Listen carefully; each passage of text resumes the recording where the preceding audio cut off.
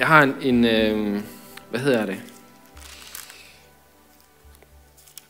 Jeg har en lille, noget der lige rykkede i mig, da jeg læste Timotheus. Der er det, den runger godt nok lidt sådan. Hvad hedder det? Noget, som har lagt mig lidt på sinde, det er det der med Gud og så os. Ikke? Det kan nogle gange godt være sådan lidt en, okay, Gud han er kæmpestor, og jeg er bare Brian. Og så går man der og tænker, okay, han er bare almægtig, og så går man der i hverdagen, man står op klokken alt for tidligt, og tager på arbejde, og man har alle de her ting, der bare skal igennem hovedet på en, og man skal have fat i den, og have fat i den anden, og så have fat i den første igen. Og der er alle de her ting, der bare render igen med ens hoved hele dagen. Hvor man så når man kommer hjem til fyreaften, og man er egentlig ret træt, så tænker man, så kigger man lige ind i spejlet, når man kommer hjem. Gud. Hvordan i alverden skal det lykkes for mig, alt det, som jeg egentlig brænder for? Egentlig, som det Gud, han har lagt ned i mig, ikke? Fordi her går jeg, bruger min tid fra klokken 6 til klokken 4, når jeg er hjemme igen. Og egentlig umiddelbart, så ser det bare ud til, det er bare, man sætter bare, hvad hedder det, LP-afspilleren i den samme rille hver morgen, og så kører den bare den samme sang de næste 8-9 timer, ikke? Og sådan tror jeg ikke, at jeg er den eneste, der har det. Men Gud, han har noget til os. I den engelske bibel, så når den omtaler det, som Gud har givet Timotheus, så står der a deposit, som noget, som er lagt ned i Timotheus. Et depositum, det er noget, som ham, der har lagt det, han regner med at få tilbage igen. Og det synes jeg, der er et rigtig godt udtryk for, hvad det er, Gud han har lagt, eller gjort ved os, da vi tog imod ham. Han har lagt noget ind i os. Han har givet os en opgave. Han har gjort os til nogle nye skabninger. I Bibelen der står der, at vi skal gribe det evige liv. Paulus han siger det til Timotheus i det første brev til ham, kapitel 6, vers 12, at vi skal stride troens gode strid, og vi skal gribe det evige liv, som du er kaldet til. Jeg kan godt læse, strid troens gode strid, grib det evige liv, som du er kaldet til, og har bekendt dig til med den gode bekendelse i mange vidners nærværelse. Ja. Altså, her er det også lagt lidt op til, at der er noget, som du har fået, men det er også noget, du må gribe. Det er også noget, du må tage fat i. Der står her, at vi skal stride troens gode strid. Og det er, at vi skal blive ved med at huske på. Vi skal blive ved med at huske på, hvad det er, Gud han har lagt ned i os. Hvad er det, du måske oplevede for nogle år siden, at Gud han berørte, det er det her, jeg tror, jeg skal arbejde med. Det er det her, jeg tror, jeg skal gøre for Gud, ikke? Og der oplever jeg nogle gange, okay, hvad er det, jeg gør? Hvad er det, jeg gør for at gribe det, ikke?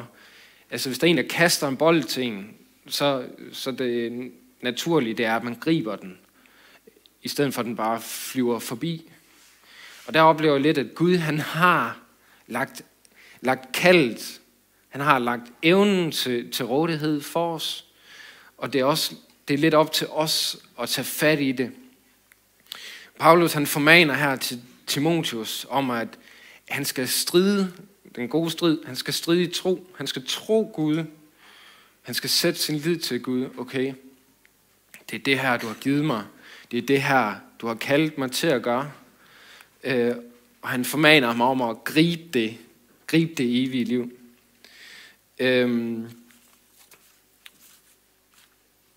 Der står i 2. Timotheus, der står der, at han er en af de mest, hvad kalder man det, en af dem, som har en rigtig, rigtig god karakter. I kender godt det der med, at der er en masse, der er 2 grøfter, man kan falde i som kristen. Det er, at man går efter, at det er kun, man skal have den rigtige karakter, for at Gud han kan bruge en. Man skal virkelig bare være den bedste og mest pussenussede kristen, og man skal opføre sig rigtigt, og man skal altid sige det rigtige, og man skal altid behandle hinanden perfekt. Og det siger jeg ikke, man ikke skal gøre. Det er en meget vigtig side af det at være kristen. Og så er der den anden grøft, det er dem, som bare tordner afsted ud og helbrede og bede for de syge og sige omvend dig, og du skal bare gøre sådan her og sådan her. Og man kan bare mærke, at de er tomme, og der er ikke mere i det, end bare, hey, nu skal jeg ud og realisere mig selv egentlig. Så der er de her 2 grøfter, og Timotheus, han var måske kommet lidt over i den der, hvor altså Paulus, han skamroser ham nærmest af hans karakter, og hans familie, og så videre, og så videre. Om at det er en rigtig solid familie, han kommer fra, og hans mormor og alt muligt var kristen, og var en rigtig god kristen. Og han nævner også alle de her karaktertræk videre i Timotheus brev, hvis I har læst den om, at man skal være ædruelig, langmodig. Jeg vil lige ved at sige langsommelig, men det er ikke nødvendigt at være langsom. Men man er langmodig og have tålmodighed og alle de her ting, som karakteriserer det at være kristen. Og faktisk så kan de her, det kan faktisk godt stå lidt i vejen, hvis du ikke har de her karaktertræk. Men det drejer sig om at finde en balance i tingene. Ikke? Men her påminder Paulus Timotheus om, at han skal huske på, han skal simpelthen huske på, hvad Gud har givet ham. Jeg vil godt læse her fra 2. Timotheus brev, kapitel 1, vers 5-7, hvor der står, at hvor Paulus han skriver, at han er blevet mindet om den oprigtige tro, den som først boede i din mormor Louis og i din mor Unike, og nu, det er vist på, også bor i dig. Derfor påminder jeg dig om at opflamme den nådegave fra Gud, som du fik ved min håndspålæggelse. Til Gud har ikke givet os fejhedsånd, men kraft, kærlighed og besindighedsånd. Så står der, at det er et rigtig godt kapitel, men der står, at han har ikke givet os fejhedsånd. I den engelske bibel, der står der en ånd af frygt. Han har ikke givet os, jeg synes det er specielt, at der står en ånd af frygt. Det der med, at hey, det er måske ikke, det er ikke måske kun nogle tanker, eller en natur, eller en personlighed, som er frygtsom. Men der faktisk kan ligge noget dybere til grund for den umiddelbare opførsel af frygt og tilbageholdenhed. Frygt, det giver sig til kende i tilbageholdenhed, og hvis man har sat sig noget for, så træder man tilbage og går ud af det. Det er en resignerende ånd, hvor man ligger i en kamp med det, som Gud han har lagt ned i en, og så den ånd af frygt, som vil stoppe det. Det græske ord for frygt, den hedder dila. Det ligner næsten den kvinde, som hed Delilah, som var en, som kom op til en og sagde, stop med det der. Ikke? Det er derfra, det kommer. Frygt, det er en ånd af resignerendehed. I den danske bibel, der står der, at det er en ånd af fejhed. Det der med, at man kommer frem, og det er det her, jeg vil, men så mærker man, jeg tør ikke. Nu begynder, hvem tror du er, Brian? Helt ærligt. Ikke? Altså den der, man har noget, men så møder man modstanden. Man møder det, som står det imod. Vi kan nogle gange opleve, at vi har noget på hjertet, vi føler os kaldt til. Så møder vi måske nogen, som ikke helt forstår en, som ikke helt har set det. Og så bliver det bare forstærket. Men vi må forstå, at det, jeg tror, det er noget, Timotheus han godt kunne møde. Han blev betegnet som en, der var ung. Men trods det, så påmindede Paulus ham om ikke at lytte efter, hvad det, som gik imod Guds kald og Guds ord, at man skulle lytte på det, som Gud har sagt. Gud, han har stillet, der er altid to sider som menneske. Det er det, som Gud har sagt, og så er det det, som vores modstandere har sagt. Og så er der også imellem. Og vi må hele tiden, okay, hvor kommer det her fra? Kommer det fra Gud af, eller kommer det ikke fra Gud af? Og så har han givet os hans ånd til at sige, okay, det her, det er ikke fra dig, Gud. Og det her, det vil jeg ikke finde mig i. Jeg vil simpelthen tage fat i det, du har købt til mig, Gud. Jeg vil gå med det. Det kan godt være, at jeg ikke er perfekt til det, men du har givet mig kald. Du har givet mig kraften til det. Du har givet mig initiativet til det. Og det kan vokse op. Tingene er ikke perfekt fra starten af. Men det Gud han forventer, det er, at du tager fat i det, som du oplever, at han har skabt dig til. Og så begynder at gå efter det i en ånd af kraft, kærlighed og selvkontrol. At vi ligesom forstår os selv, at vi er i en vandring. At vi også selv vokser i det, som vi prøver det mere og mere. Der var på et tidspunkt for mange år siden, hvad var jeg? Jeg var 18. Det er jo ved at være en 12-13 år siden. Nej, det kan ikke gøre det.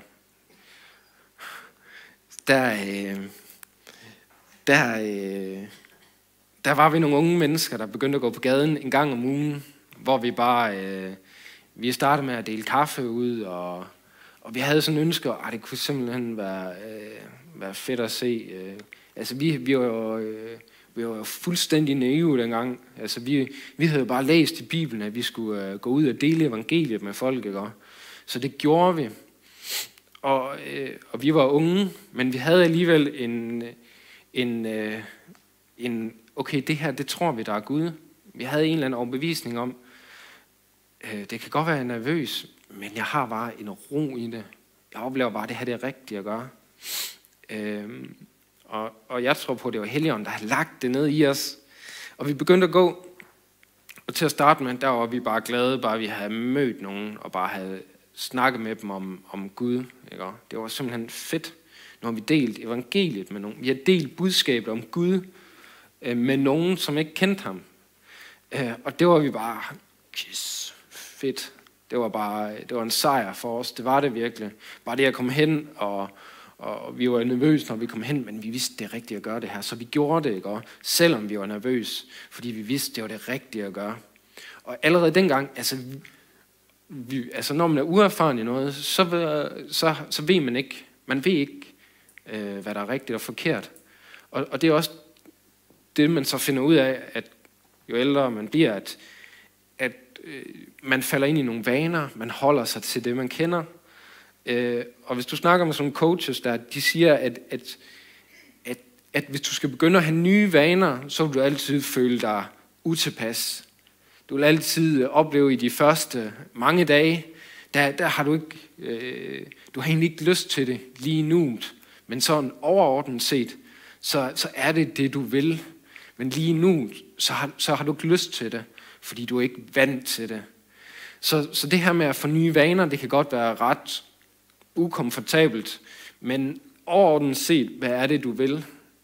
Så det må man, det sådan nogle coaches de spørger os om, hvad er det overordnet set, du vil nå?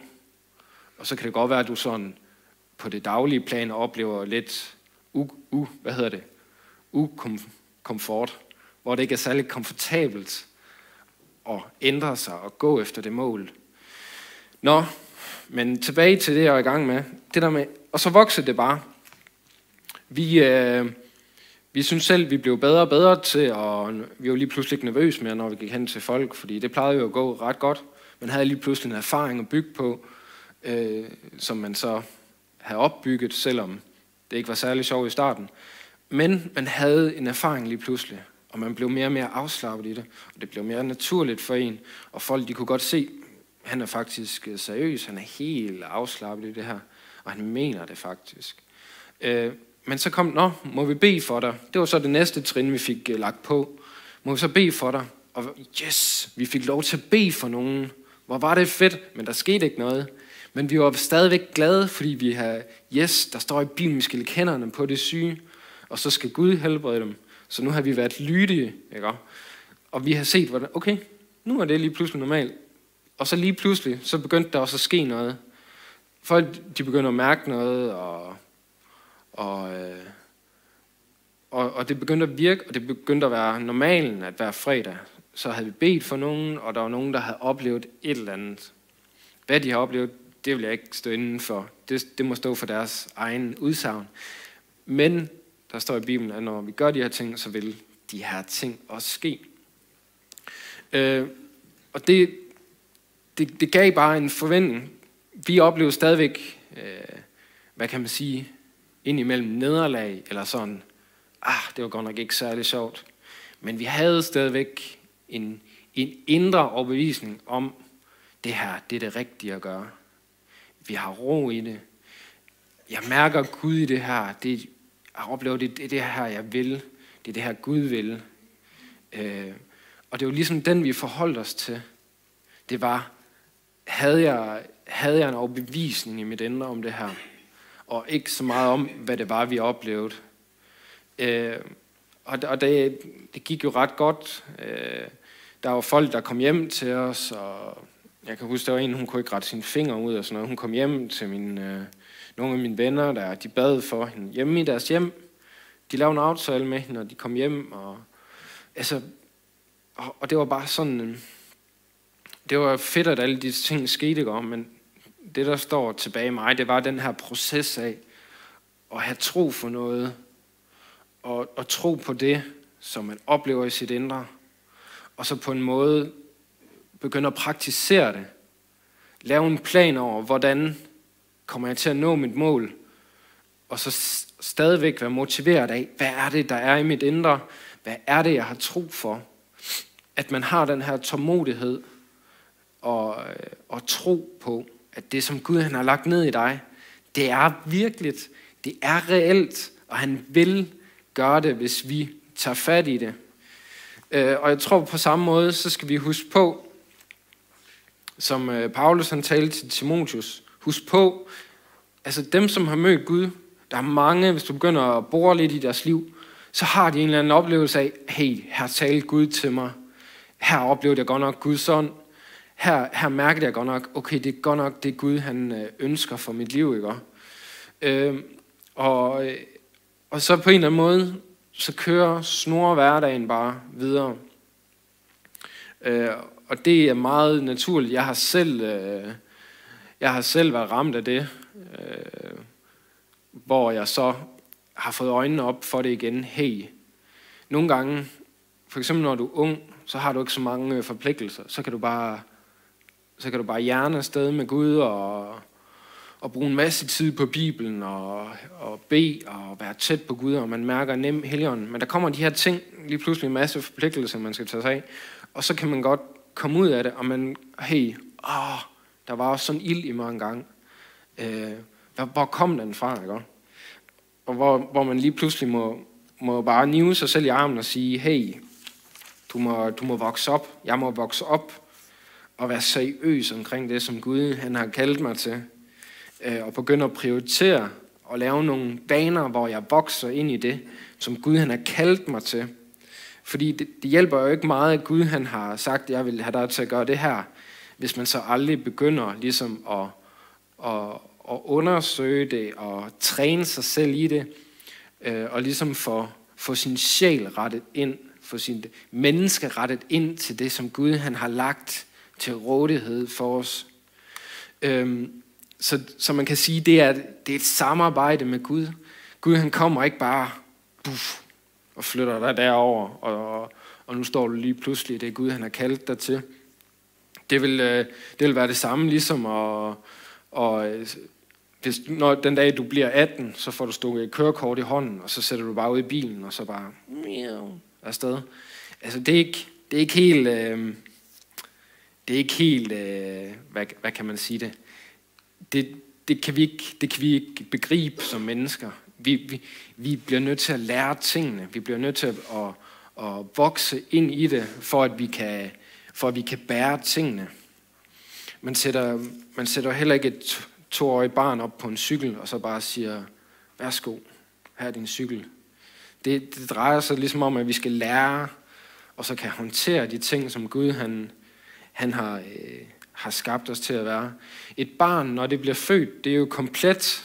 Det mangler jo ingenting, men det er ikke vokset op, det er ikke modnet, det har ikke lært at gøre de forskellige ting. Det skal først lære at gå, det skal lære at spise fast føde, og gå og tale, og få lige så stille lagt ansvar ind over sig, og lære de her ting. Sådan er det også med Gud. Gud, han har gjort dig perfekt fra starten af. Han har kaldt dig til det, som det han vil med dig. Men vi må ligesom vokse ind i det, og se de ting, som han har lagt ned i os. Og så ligesom se, hvordan det bliver modnet op, og hvordan det bliver bedre og stærkere og mere modent. Så det her, det er, at Timotheus han bliver tilskyndet til, hey, husk på, hvad jeg har sagt til dig. Læg ikke under for dit eget selvbillede. Læg ikke under for, at du ikke ser dig selv, som jeg ser dig. Fordi det er tit det, der sker. Vi begynder selv at bedømme. Vi begynder selv at konkludere. Men vi må simpelthen være så ydmyge, vi siger, Helligånd, Gud, jeg stoler på dig. Jeg stoler på dit kald. Jeg må bøje mig ned og sige, det kan godt være, at jeg ikke selv synes, jeg er god nok til det her. Men Gud, du ved bedre. Jeg vil tage fat i det, og så vil jeg høre på dig. Der står i vers 14, at ved Helligånden, som bor i os, at der kan vi bevare skatten. At det er Helligånden, der ligesom virker igennem. Det er ham, der ligesom har givet dig en gave. Det er ligesom ham, der vil udtrykke sig igennem dig. Og det er ligesom ved Helligånden, at vi skal forstå, at det her, det er ikke bare en menneskelig gave. Det er ikke noget, vi uddanner os til, og så bum, så er du det. Men det er noget, Gud han har givet dig. Det er noget, Helligåndens personlighed ønsker at udtrykke sig igennem dig. Hvis du har en evne til at være sammen med mennesker, så er det Gud, der virker den evne igennem dig. Hvis du har en evne til at tage dig af folk, eller måske gå ned på gaden, eller høre fra Gud af, så er det Helligånden. Det er Guds natur, der virker i dig. Der står i Peters brev om at vi er blevet sat fri fra verdens natur af, og vi har fået Guds natur ind i os. Og det er den her natur, vi må fremelske. Det er den her gave, vi må fremelske ved Helligånden, hvor at han ligesom bliver æret, hvor Helligånden bærer det, hvor det er ham, der ligesom er den, som er kilden til det, hvor det ligesom er Helligånden, der bliver udtrykt igennem dig, hvor Helligånden han ønsker at komme til udtryk igennem dig, hvor det er et samarbejde mellem os og Helligånden, hvor vi må lære at sige og anerkende, okay, her Helligånd, her bliver jeg nødt til at trække på dig, fordi her slutter jeg. Her kan jeg ikke mere. Paulus, han roser sig af sin magtesløshed. Han roser sig af, at han ikke kan det her. Og det han gør, det er, at han siger, det her, det er kun Gud, der kan gøre det igennem mig. Det han siger, det er ikke fordi han er en lille, hvad kan man sige, person uden ryggrad eller karakter. Men han siger bare, jeg formår ikke det her i min egen evne. Jeg formår det kun i Guds evne. Det er han har forstået, at det han kunne gøre, det var igennem, at han slap Helligånden løs igennem sig selv. Han forstod at lytte, når Helligånden ledte ham til at gå derhen, når Helligånden sagde til ham, det her, det skal du lige huske på. Det her, det skal du undervise folkene. Det var det, han mærkede, når han stod og underviste folkene. Det var Guds evne igennem ham, han forløst. Og det var derfor, han fik de resultater, han fik. Han gik også igennem en træningsperiode, hvor han ligesom undersøgte skrifterne og undersøgte historien bag det hele, det her med Jesus og Guds rige. Han var på en skole, hvor han fik undervisning, og han ligesom lærte, okay, det er det her, det handler om. Det handler om, at Jesus han gik op, for at Helligånden kunne komme ned, for at han kunne tage bolig i os alle sammen, for at verden kunne se Gud på et større niveau end før med Jesus, fordi lige pludselig så kunne Gud være over hele verden. Der kunne være små Jesuser over hele verden, som havde fået en evne til at formidle Guds rige på en overnaturlig måde, ligesom Jesus han gjorde.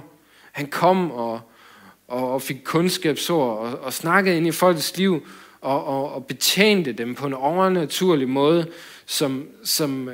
som ingen mennesker kan gøre. Og det er det, vi må læne os op af. Det må være Guds evne til at virke for ham. At vi ikke vil virke i egen kraft eller uddannelse. Humanisme og Guds tankegang, det er en strid. Og vi oplever den ubevidst selv i vores eget indre, når vi oplever, hey, det her det er det Gud han har kaldet mig til. Hvor vi så begynder at tænke, ej, det er bare for stort det her. Det formår jeg bare ikke. Og der har du fat i noget, det formår du ikke. Men det gør Gud i dig. Og det drejer sig om, at vi forstår, at han har givet os en ånd til at tjene med. Han har givet os Helligånden til at virke med. Så det er ved Helligånden, at vi bevarer det, der er givet os. Og vi må forstå det. Vi må få det op i vores intellekt, hvordan vi begynder at udvide den her evne til at virke for Guds ånd. At du begynder at studere nogle emner i Bibelen måske, og måske finder nogle mennesker, der ligner dig selv, vær sammen med dem, se hvad de gør. Måske begynder at gøre noget på et meget simpelt niveau, men hvor du bare virker, yes, det kan godt være, det ser lille ud, men det er bare det her, jeg brænder for. Det er det her, jeg oplever. Det er det her, jeg oplever, at Gud han møder mennesker igennem. Det er det her, jeg oplever, at jeg bare skal tjene Gud med. Det kan være, at du oplever, at du skal bede for nogen. Det kan godt være, det. Ved du hvad? Det har sådan en stor effekt, hvis du beder for folk. Du kan gå og simpelthen ændre folks liv hjemme i din stue, hvis du begynder at bede for dem. Det kan være, der er ting i deres liv, de er bundet af. Og ved du hvad, du kan hjælpe folk ved at bede for dem, ved at løse dem i den åndelige verden. Du kan virkelig bryde folks måske angst, depressioner eller frygt. Dem kan du hjælpe hjemme i din stue. Måske sammen med nogle andre, der også vil bede, hvor man forløser Guds rige over de folk. Der står jo i Bibelen, at hvad du løser her på jorden, det skal også være løst i den åndelige verden. Og hvad du binder, det skal også være bundet i den åndelige verden. Så vi har fået den evne. Vi har fået det, ligesom Jesus, han kunne også gøre de her ting. Så han har ligesom taget bolig i os og lagt det over til jer.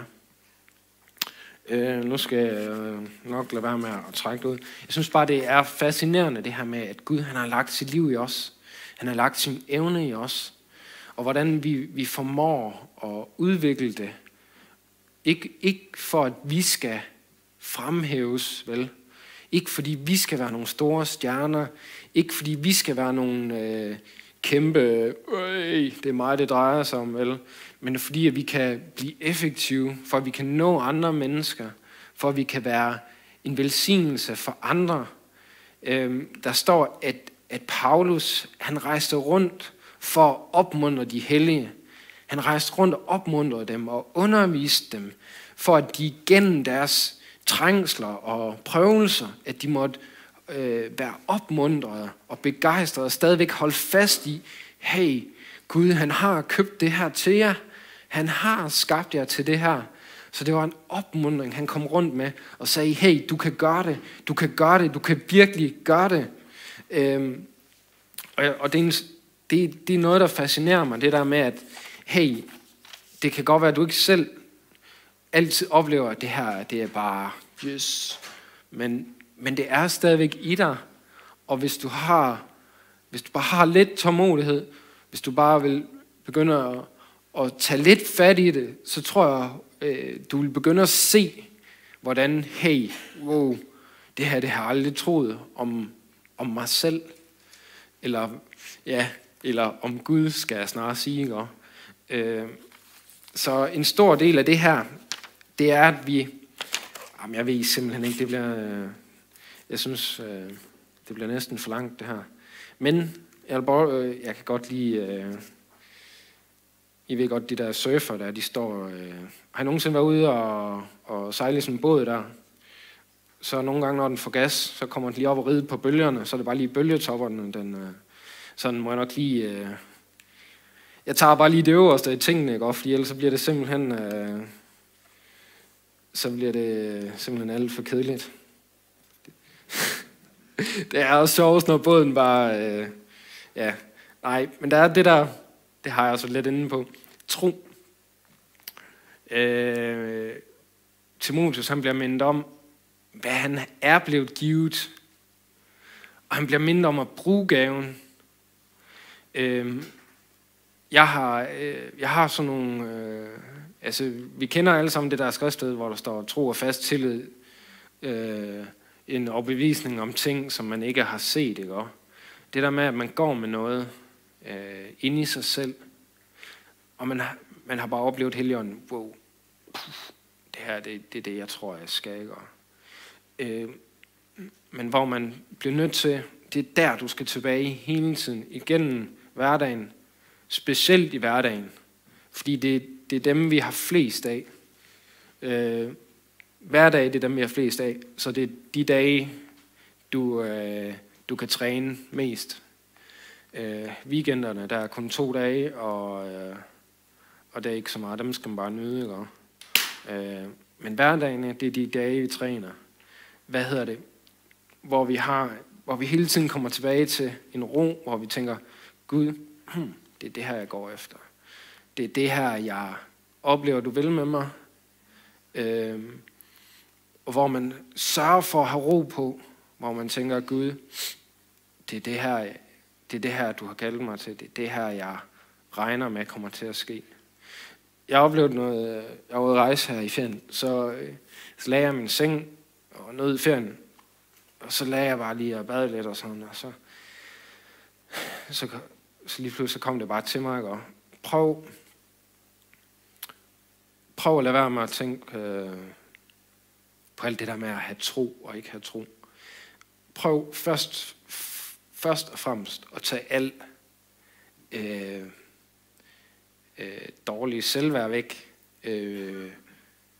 dårlige tanker om dig selv, tage tanker af fiasko væk. Prøv først at skrælle alt det dårlige væk. Og hvor svært er det så at tro Gud? Så finder jeg ud af, at problemet det er egentlig ikke, at vi mangler tro. Det er, at vi har for meget af det andet. Vi har for alt for meget frygt, at det vil ende dårligt, at det kan jeg ikke finde ud af. Og det er simpelthen forfærdeligt. Fordi når du har strippet alt det væk, når du har taget alt det væk, så er det ikke svært at tro Gud.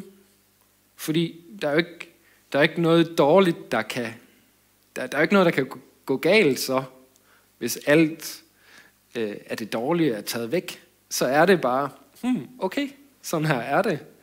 Men det er egentlig, at vi forventer, hvad Gud han vil give, og han vil virke det, han har sagt, han vil. Alt, hvad der fjerner troen, det er det, vi skal være opmærksom på. Det er også derfor, der står, at Timotheus han havde en ånd af frygt. Han havde frygt, der kom tilbage til ham hver gang. De her, de vil ikke tale godt om dig, når du gør det her, og du er for ung, og det duer du ikke til, og du har ikke evnen til det, og Det har du slet ikke karakteren til at komme der lige ned på jorden igen, ikke? Altså, det er ene negative ting, der taler imod det, som Gud han egentlig har talt. Så hvis vi fjerner alle dem, hver en af os, fjerner alle de negative ting, så vil det ikke være svært at tro på Gud. Så er det egentlig bare, nå ja, det er jeg skabt til. Og det ligger der ikke noget hovmod eller arrogance i. Det er bare en, nå ja, jamen det er jeg skabt til. Og det er der ikke noget hovmod i. Altså det er jo ikke dig, der har valgt det. Det er Gud, der har valgt det. Det kan du ligesom ikke tage credit for. Så kæmp troens strid. Vær i troen hele tiden. Strid.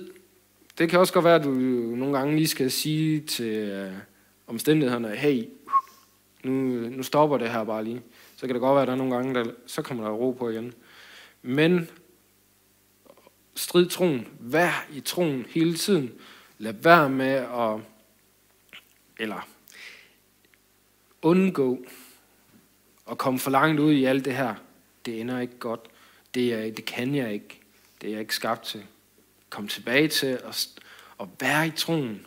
Være der. Hey, hvad er det Gud han har sagt om mig? Og så opleve, at Helligånden bare rejser sig igen i dig, når du kommer tilbage til det. Og at det er din styrke. Det er der, hvor Guds karakter begynder at træde i kraft i dig. Det er der, hvor du oplever, jo, jeg kan godt. Og så lægger du ansvaret over på Gud igen, når du gør det.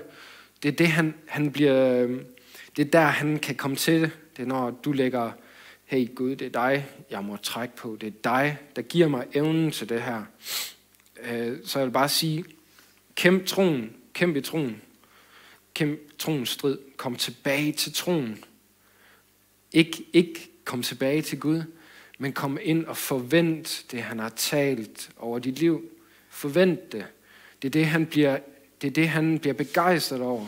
Forældre, de bliver begejstret over, når børnene kommer til dem, og ved det der, de kan få en krammer og kærlighed, og bedsteforældre, de bliver begejstret, når de mærker, at børnebørnene, de er så glade for at se dem. Og det er det, Gud han responderer på, når vi tror ham. Det er, at vi sætter vores lid til ham. Det er derfor, troen er så vigtig. Det er fordi, at vi siger, Gud, jeg sætter min lid til dig. Jeg vil have det, du har. Jeg vil leve det liv, du har for mig. Fordi det er der, jeg oplever, at mit liv lykkes. Frygt, ja, det har jeg været inde på. Jeg tror bare, du er velkommen til at komme op og få forbøn bagefter. Men jeg vil også sige til dig, det, hvor jeg tror, Gud har løst mennesker for frygt i dag, hvis de har lyst til det. Men ellers så vil jeg også sige, når du bliver bedt for, vær parat. Vær parat til at kæmpe selv også. Vi vil stå med dig, og vi vil tro på dig, men vær også parat til selv at tage kampen op, så du selv lærer at kæmpe. Der står, at vi skal stride som gode stridsmænd for Jesus Kristus. I Paulus andet brev der, til Timotheus kapitel 2, der står der 1-5. Og nu du, mit barn, hent kraft fra nåden i Kristus Jesus, og hvad du hørte af mig i mange vidners nærværelse, skal du betro til pålidelige mennesker, som vil være duelige til også at lære andre. Vær med til at lide ondt som god stridsmand for Jesus Kristus. Så står der, ingen som gør krigstjeneste lader sig indvikle i daglige livets sysler. Hans mål er at vinde anerkendelse hos den, som hvervede ham. Og når nogen deltager i væddekamp, vinder han ikke sejrskransen, hvis han ikke kæmper efter reglerne. Så der er nogle regler, og der er en kamp, og der er en kraft fra Gud at hente. Så der er de her ting, vi må tage fat i, og som vi må lære. Vi er i en kamp, og det kommer tit bag på os som kristne, fordi nu er vi jo blevet frelst fra helvede af, og er kommet ind i hans rige. Og så tænker man, nå, jamen, så er den kamp jo ligesom over. Men det er der, det er der, den begynder. Ikke helt. Den begyndte om din sjæl lidt før, men det er der, du begynder at opleve den. Hey, hvad er det, der foregår? Hvorfor dit, og hvorfor dat? Og der kommer mange ting imod en, men Gud han har givet kraft, og vi skal lære at bruge den, både for vores egen skyld, men også så vi kan lære andre om det. Forstå, du er i en kamp. Kæmp med de våben, som Gud han har givet dig. Kæmp i troen. Brug troen til at vinde over de ting, som kommer imod dig. Troen, den kan give en ro, kan give en fred. Det jeg oplever ved tro, det er, at det tager mig ind tæt på Gud. Det er det, jeg forbinder med tro. Og det er der, jeg kommer til hver gang. Hver gang jeg oplever noget, som jeg ikke kan lide. Noget, som gør ondt. Som en god stridsmand, at man, altså det er en del af det. Vær med til at lide ondt. Jeg er ked af at sige det. Vær med til at lide ondt som en god stridsmand for Jesus Kristus. Paulus, han bad også Gud om, hey, kan du ikke tage det her væk fra mig? Fordi det er ret irriterende, at jeg hele tiden skal kæmpe med de her ting. Gud, han sagde til ham, min nåde er der nok. Og så hører vi ikke Paulus klage over det mere. Men han havde stadigvæk en masse problemer, hvor han kom frem. Men han havde lært igennem de her ting. Jamen, igennem alle de her ting, der vil Gud stadigvæk virke. Det jeg oplever i mit eget liv, det er, at det kan hurtigt tage fokus væk fra Gud. Det kan hurtigt tage fokus væk fra det jeg egentlig er skabt til at gøre, og over på de problemer og kampe. Og det er lige nøjagtigt det, som vores modstander han ønsker, det er, at vi fjerner vores fokus fra det, som Gud han har talt til os om, fra at vi må komme ud af troen, at vi må komme over og kæmpe med alle de ting, nu skal jeg også gøre det her og det her, og man render bare rundt, og man brænder bare ud til sidst. Man bliver frustreret, fordi man kommer ikke længere med Gud, man oplever ikke, at det, som han talte til en om, at det virker, man oplever bare alle de her ting. Og hvad hedder det? Sådan er det bare. Hvad hedder det? Jeg læste en bog engang, hvor han sagde, den handlede sådan lidt om, hvordan man relaterer til mennesker. Og det vil jeg godt sige, det er jeg ikke perfekt til. Men han sagde, når man spurgte mennesker, snakkede med mennesker, så dem man snakkede med, de mente altid, at det var dem, der havde det værst. At det var altid, at det var altid mig, der havde det sværest. For mig, der gik det bare, det gik op for mig, at hey, alle folk, de lever i en kamp. Alle folk har nogle ting, som de fighter, ikke? Og sådan har vi det. Men det skal ikke fjerne fokus fra det, vi er skabt til. Vi kan godt have en masse ting kørende her, men samtidig så har Gud også skabt os til at lykkes og træde i karakter, træde ind i det, som Gud har skabt os til at være. Så det, at du oplever modstand og prøvelser, det betyder ikke, at Gud han ikke vil hjælpe dig eller være med dig. Tværtimod, så vil jeg sige, at det er et tegn på, at Gud han er i dig, og at du er kommet ind i det nye rige. Hvorfor skulle vores modstander, hvorfor skulle han give dig problemer, hvis du bare var en nobody?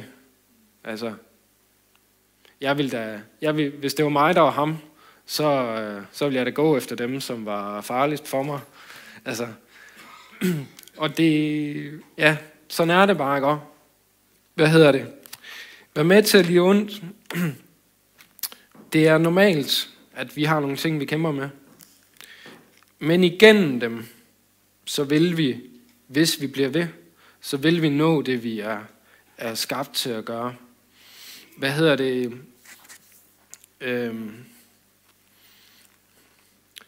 I Apostlenes Gerninger, det 14. kapitel, der står der noget om, at Paulus, han rejste rundt. Så står der, at disciplene i vers 20, 14. kapitel, vers 20, disciplene havde slået kreds om rejse han sig op og gik ind i byen. Og så drog han videre til Derbe sammen med Barnabas. Og der forkyndte de evangeliet i denne by og vandt talrige disciple. Og derefter vendte de tilbage til Lystra og Ikonium og Antiochia. Og styrkede disciplenes sjæle og påmindede dem om at blive i troen. Er det ikke sjovt, han siger, at påminde nogle disciple om at blive i troen? Altså personligt, så tror jeg ikke, at det har været at blive ved med at være en kristen. Fordi det er de fleste kristne i Danmark, de er ikke så meget i tvivl om Gud, han eksisterer eller ej. Det er de faktisk ret overbevist om. Men de fleste kristne har svært ved at tro på, og blive ved med at tro på, at det Gud han har kaldt dem til, det kommer til at ske. Og det han har talt til dem om, at det kommer til at ske. Og at han vil det. Det har rigtig mange mennesker svært ved at tro på. Så han påmindede dem om at blive i troen. I det de sagde, vi må igennem mange trængsler for at komme ind i Guds rige. Og til den kommentar så vil jeg godt, vi må igennem mange trængsler for at komme ind i Guds rige.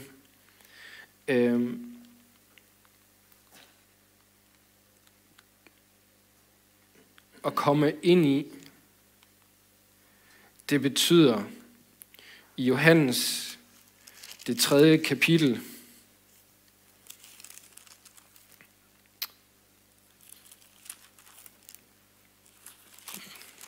den tror jeg faktisk lige, vi skal tage. Johannes 3. Det er historien om Nikodemus.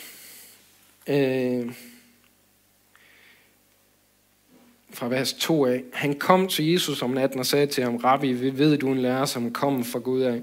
Til ingen kan gøre de tegn, som du gør, uden Gud er med ham.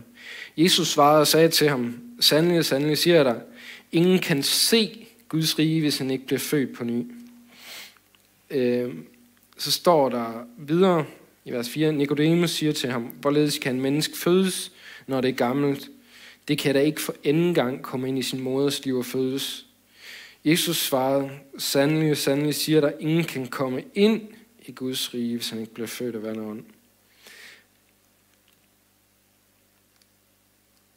Min pointe lige her, det er, at i vers 3 og vers 5, der siger han, ingen kan se Guds rige.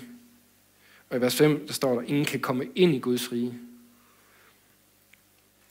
Der er mange af os, vi har set, hvad vi er kaldet til. Og de her 2 ord, det betyder, det ene se, det betyder betragte. At vi kan sagtens se Guds rige. Wow, der er godt nok mange, der er gode til det der med Gud. Og han er også god til at helbrede, det er jeg ikke. Og han er godt nok god til at prædike, og det er jeg heller ikke. Og, altså vi kan se alle de her forskellige tjenester og mennesker. Og vi kan godt mærke, okay, det er egentlig det, jeg drømmer lidt om at blive. Jeg kan godt mærke, det er det, Gud han har skabt mig til at være. Men vi kommer aldrig ind i det. Ja. Og det er lige nøjagtigt det, han snakker til disciplene om i apostlenes gerninger. At de må komme ind, at de må komme ind i Guds rige, at de må komme ind og opleve, hey, det er det her, du har skabt mig til. At der er en kamp for at komme ind i det. Der er en kamp for at komme ind i det, fordi det er ikke sjovt. Det er ikke sjovt for djævlen at blive slået på hans hjemmebane. Det er det ikke. Når du har vandret i tro en stykke tid, og har arbejdet med det, du tror, du er kaldet til, og så lige pludselig mærker, hey, wow, det virkede. Gud, han virkede bare sådan igennem mig. Så står man der og tænker, yes, det var det hele værd, ikke? Hold da op. Jeg mærkede virkelig, Gud, han virkede igennem mig. Det her, det er det, jeg vil nå. Sæt det, du vil nå, som det vigtigste i dit liv. Så lav nogle prioriteter, der får dig hen. Begynd at tage en halv time hver dag, hvor du begynder at måske vælge et emne, eller brug en halv time hver dag på det, du føler, du er skabt til at skal gøre. Studer det, praktiser det, begynd at gå efter det. Bare lige brug lidt tid hver dag på at nå dit overordnede mål.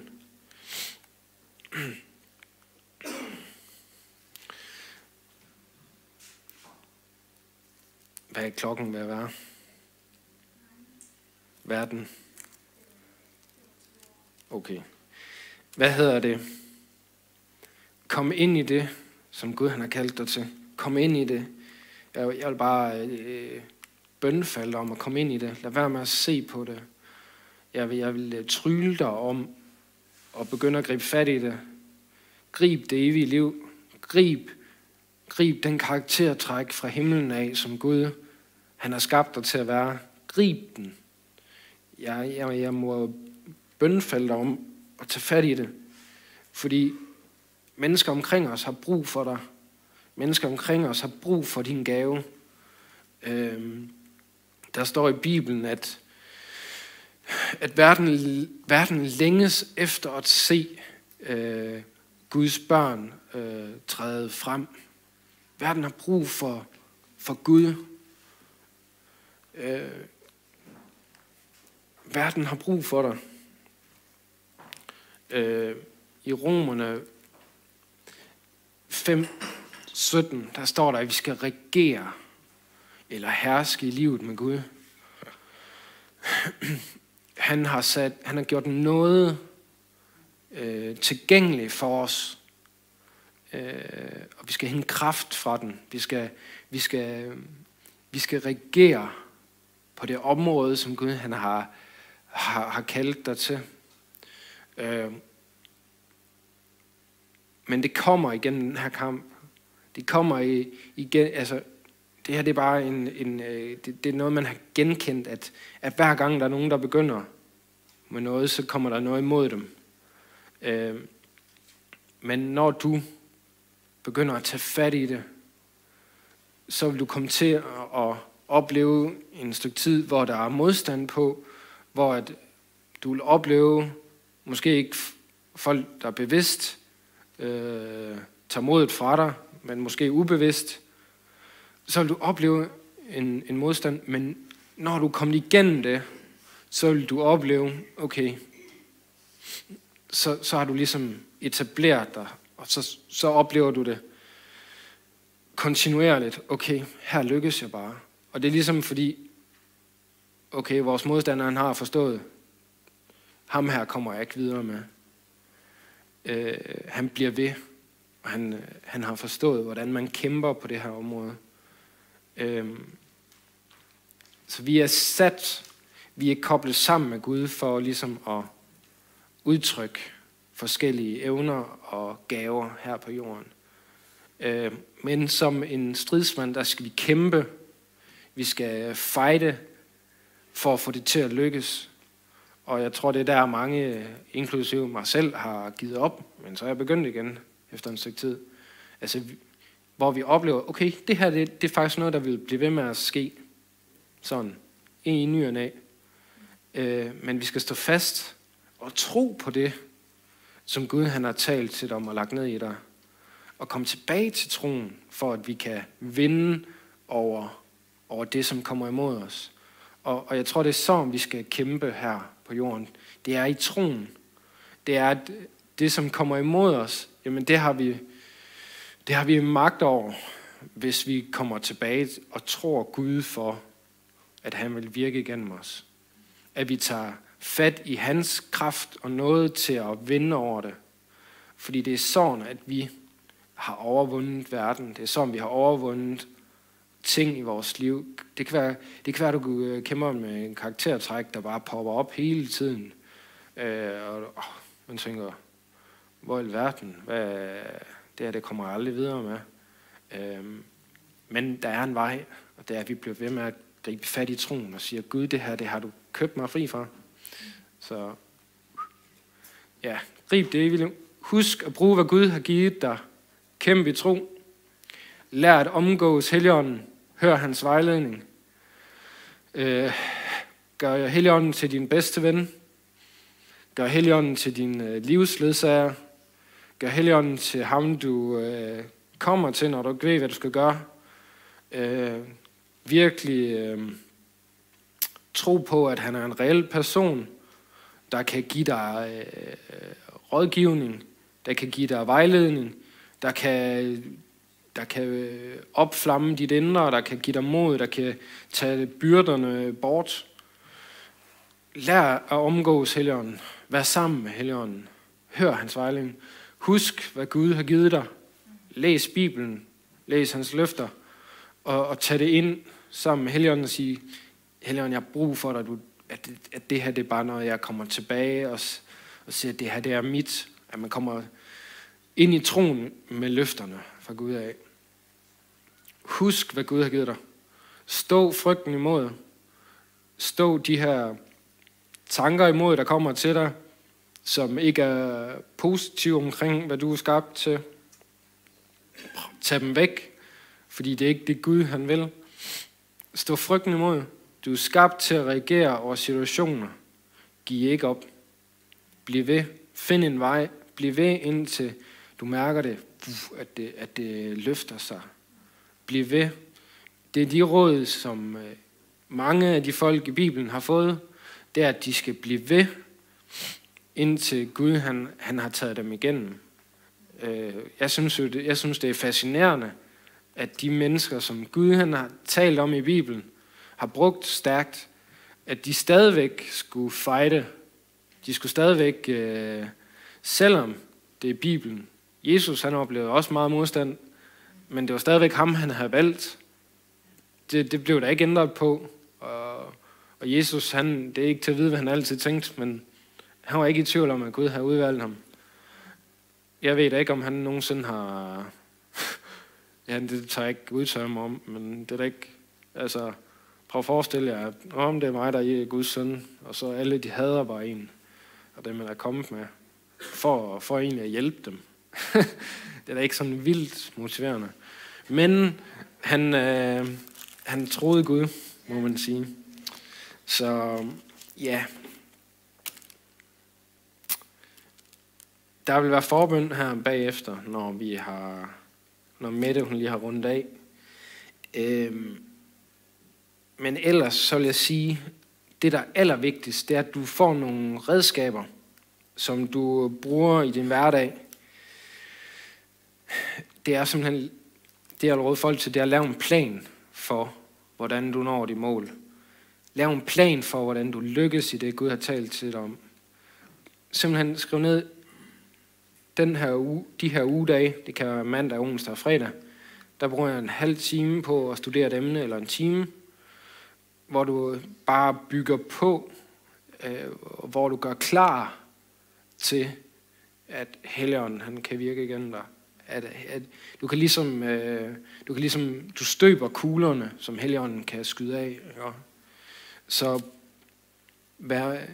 tag det seriøst, det Gud han har givet dig. Han har givet dig en kæmpe,